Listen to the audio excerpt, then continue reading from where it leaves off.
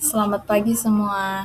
Jadi, sebelum saya memulai presentasi saya pada saat hari ini, saya akan memperkenalkan diri. Perkenalkan, nama saya Sarayanti Sinaga dengan NIM C0D024062. Jadi, judul materi pada saat hari ini yaitu konsep dan pencatatan akuntansi pajak dari pendapatan penghasilan dan penjualan.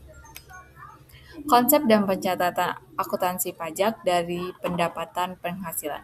Dalam akuntansi perpajakan di Indonesia, pencatatan pendapatan tidak hanya sekadar mencatat uang masuk, tetapi juga memisahkan perlakuan berdasarkan aturan undang-undang perpajakan.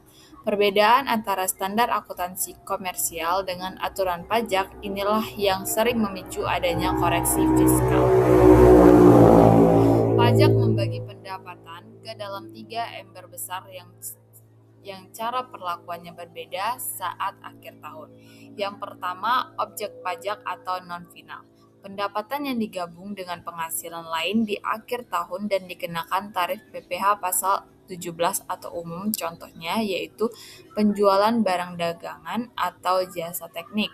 Yang kedua, objek pajak final. Pendapatan yang pajaknya sudah selesai saat transaksi terjadi. Pendapatan ini harus dikeluarkan dari perhitungan laba fiskal di akhir tahun agar tidak kena pajak 2 kali. Contohnya seperti bunga, deposito, sewa bangunan, dan lain-lain. Yang ketiga itu bukan objek pajak. Penerimaan yang menurut Undang-Undang Pajak Penghasilan tidak perlu membayar pajak sama sekali. Contohnya, dividen yang diterima dari badan dalam negeri dengan syarat tertentu.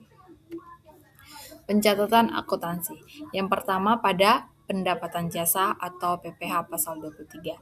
Jika Anda memberikan jasa, klien akan memotong pajak sebesar 2%. Pajak ini dianggap sebagai uang muka pajak atau aset karena bisa mengurangi total pajak Anda di akhir tahun. Contohnya, invoice sebuah jasa itu sebesar 10 juta. Dikenakan PPh pasal 23 sebesar 2%. Maka hasilnya adalah 200.000. Berikut jurnalnya, kas di debit sebesar 9.800.000, PPh pasal 23 di debit sebesar 200.000, dan pendapatan jasanya sebesar 10 juta. Penjelasan mengenai konsep dan pencatatan akuntansi pajak dari penjualan. Dalam akuntansi pajak, pencatatan penjualan sedikit lebih kompleks dibandingkan dengan akuntansi komersial. Biasanya karena melibatkan 2 jenis pajak utama secara bersamaan. Pajak pertambahan nilai atau PPN dan pajak penghasilan atau PPh. Ada 2 pilar utama yang harus diperhatikan saat mencatat jurnal. Yang pertama, pada pajak pertambahan nilai, ini adalah pajak konsumsi.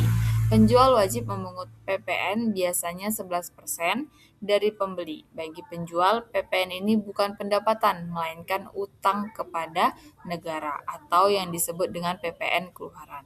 Yang kedua yaitu pajak penghasilan. Penjualan merupakan objek pajak penghasilan. Jika penjualan barang dagangan umum, pajaknya dihitung di akhir tahun atau PPh badan.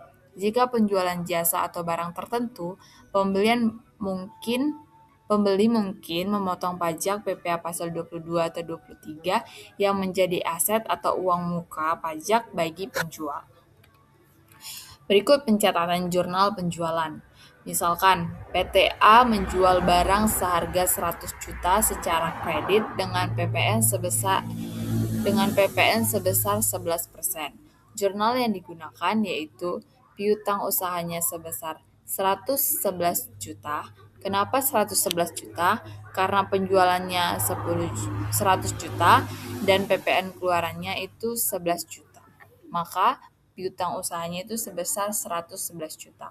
Penjualan sebesar 100 juta di kredit dan PPN keluaran 11 juta di kredit. Klasifikasi pajak atas penghasilan. Berdasarkan Undang-Undang Pajak Penghasilan di Indonesia, klasifikasi pajak atas penghasilan sangat penting untuk menentukan bagaimana pendapatan tersebut dicatat dalam pembukuan dan bagaimana pajaknya dilaporkan.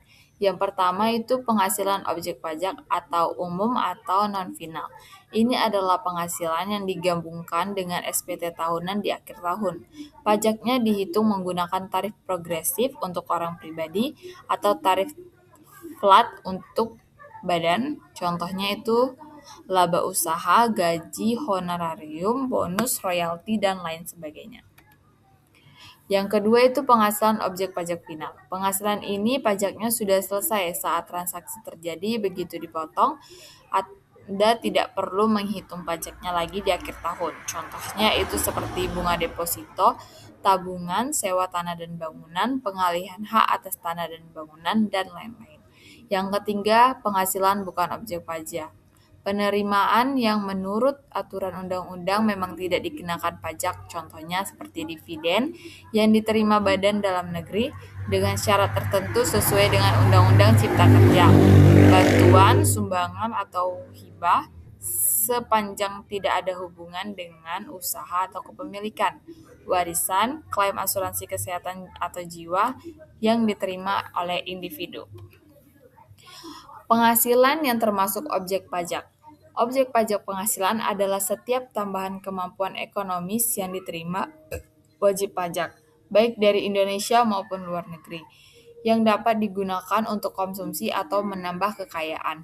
Dalam bentuk apapun, ini mencakup gaji, keuntungan usaha, dividen, bunga, royalti, hadiah, sewa, serta natura atau kenikmatan. Jenis penghasilan yang dikenakan pajak dari pekerjaan itu penghasilannya ada gaji, honorarium, tunjangan, bonus, dan uang pensiun. Dari kegiatan atau usaha yang dikenakan pajak yaitu keuntungan usaha hasil dari pekerjaan bebas. Dari modal itu ada dividen, bunga, royalti, sewa, harta. Dari pengalihan harta itu ada keuntungan dari penjualan atau pengalihan harta. Lain-lainnya itu ada hadiah undian, selisih kurs, pembebasan utang, premi asuransi, tambahan kekayaan neto. Penghasilan bukan objek pajak. Penghasilan yang bukan objek pajak menurut Undang-Undang PPh Pasal 7 Tahun 2021 dan peraturan turunannya adalah tambahan kemampuan ekonomis yang tidak dikenakan pajak karena dikecualikan oleh negara. Contoh utamanya meliputi bantuan atau sumbangan termasuk zakat, sumbangan keagamaan wajib, harta hibah, warisan, dividen dalam negeri yang memenuhi syarat, serta klaim asuransi.